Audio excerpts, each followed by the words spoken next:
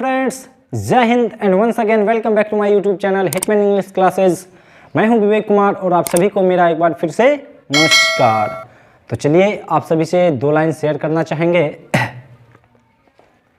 कि सोचने से कहाँ मिलते हैं तमन्नाओं के शहर, सोचने से कहाँ मिलते हैं तमन्नाओं के शहर, कुछ चलना भी पड़ता है मंजिल पाने के लिए। तो इसी कड़ी को आगे बढ़ाते हुए अपने क्लास की शुरुआत करते हैं और हमारा हर एक कदम लगातार आपकी सफलता की ओर अग्रसर रहेगा। तो चलिए आइए देखते हैं क्या है टॉपिक से पहले आज एक बात जान लेते हैं कि इससे पहले इससे जस्ट पीछे की क्लास में एक एग्जाम्पल छूट गया था जो कि कुछ ऐसा था कि कलम टूट गई, जिसका ट्रांसलेट किया हुआ है कि पेन इज़ ब्रोकन। तो इज के बाद जो ब्रोकन जो लगाया गया है वर्ब का थर्ड फॉर्म है, और ऐसा इसलिए कि पेन जो है नॉन लिविंग है, वो खुद नहीं टूटा होगा जब तक कि उस पर कोई ना कोई तीसरा इफेक्ट ना पड़ा हो। या तो किसी ने तोड़ा होगा या ऊपर से गिर गया, टेबल पर से गिर गया, किसी ने पैर डाल दिया तब जाके वो टूटा। तो जब कोई तीसरा इफेक्ट पड़े ना और सब्जेक्ट नॉन लिविंग हो, सब्जेक्ट नॉन लिविंग हो और कोई तीसरा इफेक्ट पड़े, समझ जाना है पेसिव वॉइस। पेसिव वॉइस का मतलब V3, यानी कि कलम खुद से कोई तरह का एक्शन नहीं किया लेकिन कलम टूट गया। इसका मतलब है कि ये पेसिव वॉइस का सेंटेंस है और पेसिव वॉइस मतलब V3, non living subject V3 मतलब पेसिव वॉइस। तो इसके बारे में और ज़्यादा डिटेल्स से चर्चा करेंगे आगे जब वॉइस पढ़ेंगे तब। फिलहाल चलते हैं वर्ब की ओर। एक एग्जाम्पल लिखा हुआ है कि लाफिंग इज नेसेसरी। लाफिंग है तो वर्ब का फोर्थ फॉर्म, लेकिन वो वर्ब है नहीं। ऐसा इसलिए कि सेंटेंस की शुरुआत लाफिंग से हो रही है। यहाँ पे वो हंसने का काम नहीं कर रहा है, हंसने के बारे में केवल बताया जा रहा है कि हंसना जरूरी है। जैसे कि धूम्रपान स्वास्थ्य के लिए हानिकारक है। Smoking is injurious for health. Smoking हो गया धूम्रपान करना, लेकिन इससे अगर हम सेंटेंस की शुरुआत कर रहे हैं तो ये कोई एक्शन कर नहीं रहा, धूम्रपान कर नहीं रहा है। बताया जा रहा है कि धूम्रपान के बारे में कि वो करोगे तो वो हानिकारक होगा। तो इसलिए यहाँ पे स्मोकिंग जो है वर्ब नहीं है, ये जिरंड की तरह काम कर रहा है, जो कि जिरंड जो होता है वो नाउन इक्विवेलेंट होता है, नाउन की तरह बनने का कोशिश करता है और उससे सेंटेंस की शुरुआत हुई है। तो यहाँ पे जो है लाफिंग सब्जेक्ट है। सब्जेक्ट होने का मतलब ये नाउन इक्विवेलेंट है, जिरंड है, कोई दिक्कत नहीं होना चाहिए। चलिए आगे देखते हैं। तो लाफिंग क्या है?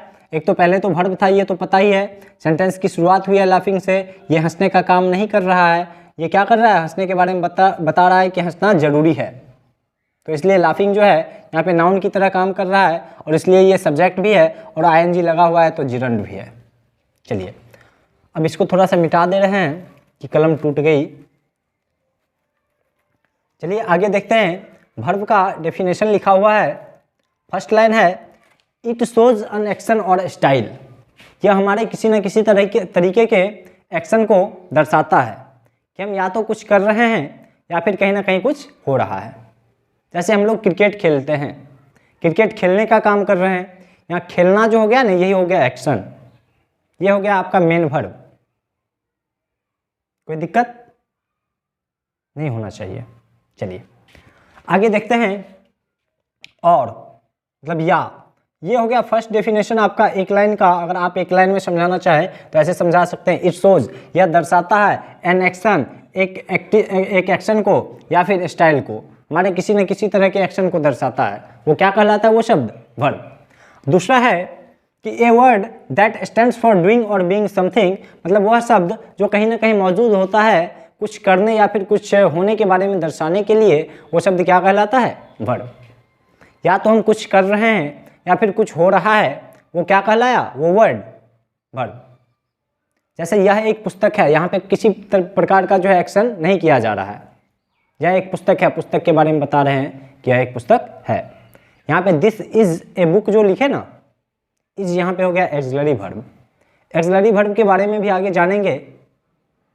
आप बोलेंगे कि एक्शन जो होता है करते हैं तब तो आगे आएगा वर्ब। तो आप आज ये जान लें कि दुनिया का कोई भी सेंटेंस बिना सब्जेक्ट और बिना वर्ब का हो ही नहीं सकता है। बिना सब्जेक्ट और बिना वर्ब का सेंटेंस हो ही नहीं सकता है बिल्कुल भी। तो इसलिए सब्जेक्ट के बाद मेन वर्ब हो या फिर एक्सिलरी वर्ब हो, एक्सिलरी वर्ब को ही हम हेल्पिंग वर्ब के नाम से भी जानते हैं, कोई ना कोई वर्ब होना ही चाहिए सब्जेक्ट के जस्ट बाद। तो चलिए अब थोड़ा सा देखते हैं आगे, एग्जाम्पल है कुछ, इसके थ्रू हम समझने का प्रयास करते हैं। एग्जाम्पल है सी गोज टू मार्केट, मतलब वह मार्केट जाने का काम कर रही है, वह बाजार जाती है। इसका मतलब है कि वह कहीं ना कहीं वो लिविंग है, तब तो बाजार जा रही है, खुद से काम कर रही है।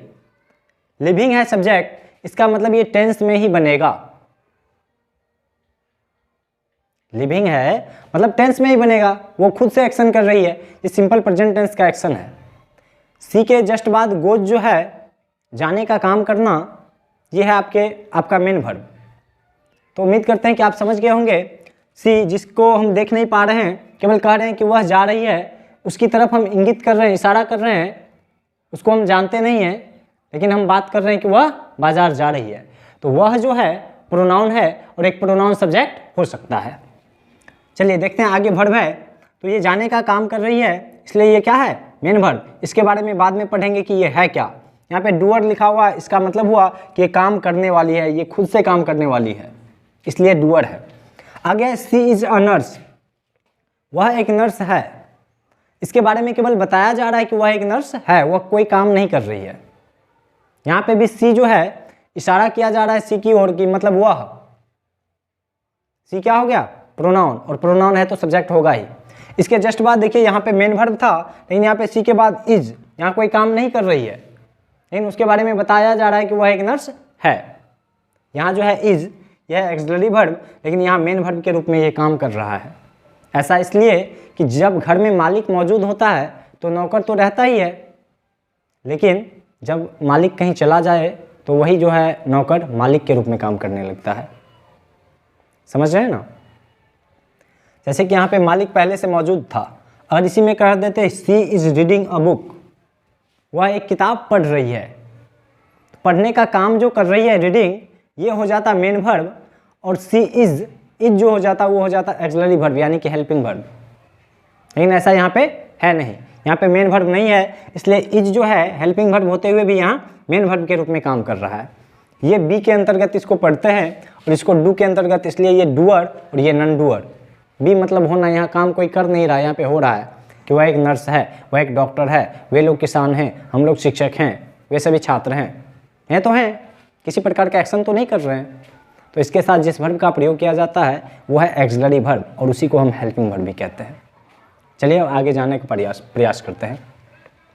वर्ब को दो पार्ट में बांटा गया है, मेन वर्ब और एक्सिलरी वर्ब। मेन वर्ब के बारे में हम अगले क्लास में पढ़ेंगे, कोई ना कोई एक्शन जो करते हैं वही हुआ मेन वर्ब, उसके बारे में अगले क्लास में पढ़ने वाले हैं। और अभी जानना है फिलहाल कि बी मतलब एक्सिलरी वर्ब के बारे में जो होता है, जैसे इज का मतलब इससे पहले आपने पढ़ा होगा कि है, एम का मतलब हूँ, आर का मतलब हैं, इसी तरीके से इसका कुछ हिंदी आपने बचपन में पढ़ा होगा। तो मॉडल का मतलब एक लाइन में समझना है कि उसका अपना कोई रूप नहीं होता है, वो सेंटेंस के सिचुएशन के अकॉर्डिंग, कंडीशन के अकॉर्डिंग उसका मीनिंग चेंज होता रहता है। वो क्या कहलाता है, एक्सिलरी वर्ब। जैसे यहाँ बात करें, इस सब का कोई अपना मीनिंग नहीं है, ये सारा जो लिखा हुआ है इसका अपना कोई मीनिंग नहीं है, ये सेंटेंस के अकॉर्डिंग ये बदलता रहेगा, वो क्या कहलाएगा, एक्सिलरी वर्ब। चलिए एक्सिलरी वर्ब को 3 पार्ट में बांटा गया है, कुल मिलाकर ये 24 होते हैं, 24 एक्सिलरी वर्ब में पहला है principal auxiliary verb. Principal auxiliary verb कुल 11 होते हैं, मॉडल एक्सिलरी वर्ब कुल 10 होते हैं, और सेमी मॉडल एक्सिलरी वर्ब कुल 3 होते हैं। प्रिंसिपल एक्सिलरी वर्ब के अंतर्गत रखा गया है is, am, are, was, were, do, does, did, has, have, had, ये 11।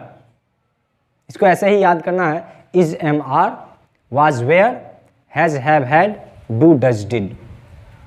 इसके बाद है मॉडल एक्सिलरी वर्ब, इसको इस तरीके से याद करना है, will, would, shall, should, can, could, may, might, must, ought to, ये 10।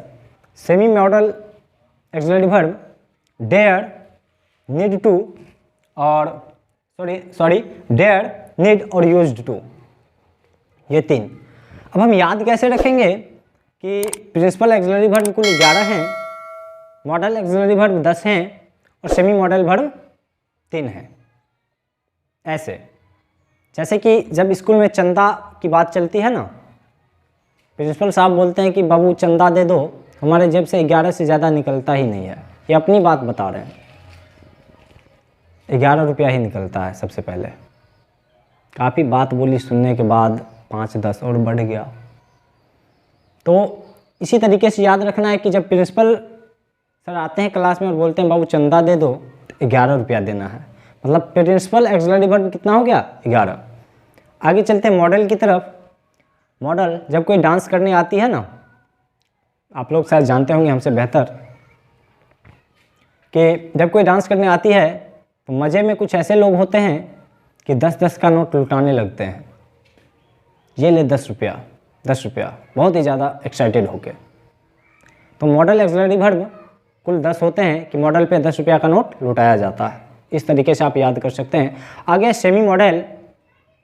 सेमी मॉडल मतलब समझना है कि समी जो है बॉलिंग कर रहा था तो उन्होंने हैट्रिक ले लिया।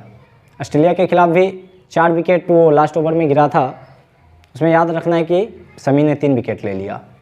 इस तरीके से आपको याद हो जाएगा कि प्रिंसिपल एक्सिलरी वर्ब मतलब प्रिंसिपल साहब को 11 रुपया चंदा दिए और मॉडल एक्सिलरी वर्ब मतलब मॉडल पे 10 रुपया लुटाए और समी ने 3 विकेट लिया। इस तरीके से एक्सिलरी वर्ब याद हो गया होगा कि कुल 24 होते हैं। क्या क्या होते हैं वो हमने बता दिया है। अब देखते हैं और कुछ क्या बचा हुआ है। तो जी नहीं, अब बिल्कुल कुछ भी नहीं बचा हुआ है। अब आप लोगों से 2 लाइन फिर से शेयर करना चाहते हैं कि इरादे तुम्हारे भी कामयाब होंगे ज़रूर एक दिन। इरादे तुम्हारे भी कामयाब होंगे ज़रूर एक दिन। ज़रूरत है किस बात की? कि कठिन मेहनत, कठिन परिश्रम और बुलंद हौसलों के साथ उतरो तो सही जंग ए मैदान में। तो बस आपको ज़रूरत है जंग के मैदान में उतरने की, और उसी के लिए हम तमाम कोशिशें अपनी तरफ से जारी रखते हैं और आपके सामने आते हैं तो आपको ज़्यादा से ज़्यादा बेहतर तरीके से समझाने का प्रयास करते हैं। तो उम्मीद करते हैं कि आप मेरी बातों को समझ रहे होंगे। तो तब तक के लिए इतना ही, मिलते हैं फिर अगले वीडियो में। थैंक्स। और स्क्रीनशॉट लेना मत भूलिएगा। जाते जाते आप सभी को एक बार फिर से जय हिंद।